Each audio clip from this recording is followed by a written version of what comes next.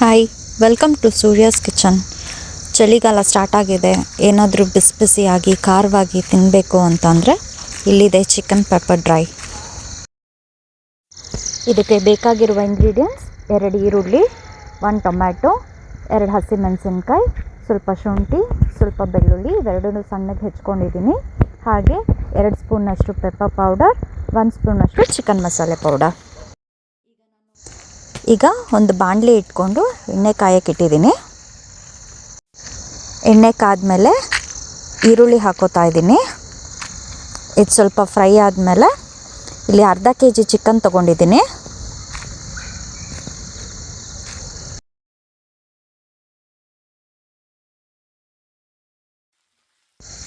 ಚಿಕನ್ನ ಈಗ ಸ್ವಲ್ಪ ಫ್ರೈ ಮಾಡ್ಕೋತಾ ಇದ್ದೀನಿ.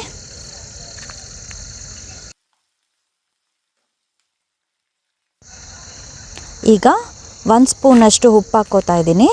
ಈಗಲೇ ಉಪ್ಪು ಹಾಕ್ಕೊಳ್ಳೋದ್ರಿಂದ ಚಿಕನ್ಗೆ ಚೆನ್ನಾಗಿ ಉಪ್ಪು ಹಿಡಿಯುತ್ತೆ. ಒಂದು 1/4 ಸ್ಪೂನಷ್ಟು ಅರಿಶಿನ ಹಾಕ್ಕೊತಾ ಇದ್ದೀನಿ. ಈಗ ಇದನ್ನೆರಡನ್ನೂ ಚೆನ್ನಾಗಿ ಮಿಕ್ಸ್ ಮಾಡೋಣ.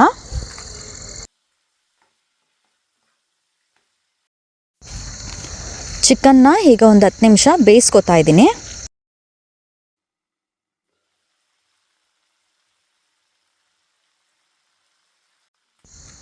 ಚಿಕನ್ ಇವಾಗ ಬೆಂದು ನೀರು ಬಿಟ್ಕೊಂಡಿದೆ.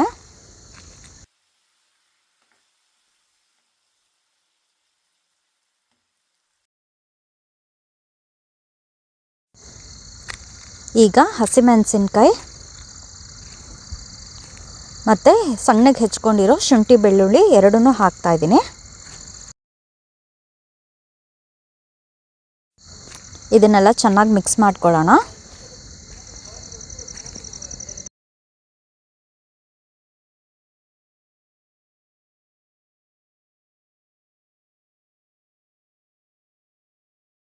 ಶುಂಠಿ ಬೆಳ್ಳುಳ್ಳಿ ಒಂದು 2 ನಿಮಿಷ ಫ್ರೈ ಆದಮೇಲೆ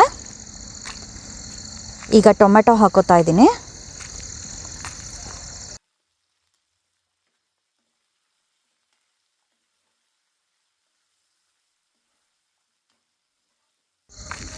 ಟೊಮೆಟೊ ಎಲ್ಲ ಬೆಂದು ಸಾಫ್ಟ್ ಆಗಿದೆ. ಈಗ ಪೆಪ್ಪರ್ ಪೌಡರ್ ಹಾಕೋತಾ ಇದ್ದೀನಿ. ಹಾಗೆ ಚಿಕನ್ ಮಸಾಲೆ ಪುಡಿನೂ ಹಾಕೋತಾ ಇದ್ದೀನಿ. ಇದನ್ನು ಚೆನ್ನಾಗಿ ಮಿಕ್ಸ್ ಮಾಡ್ಕೊಳ್ಳೋಣ.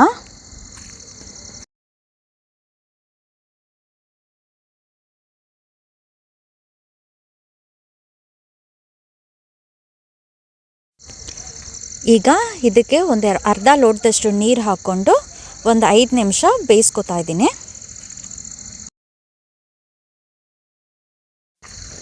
ಚಿಕನ್ ಇವಾಗ ಬೆಂದಿದೆ.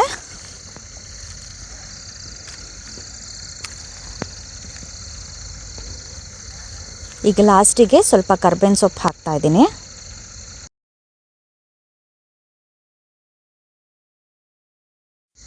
ಈಗ ನಮ್ಮ ಚಿಕನ್ ಪೆಪ್ಪರ್ ಡ್ರೈ ರೆಡಿ ಆಗಿದೆ.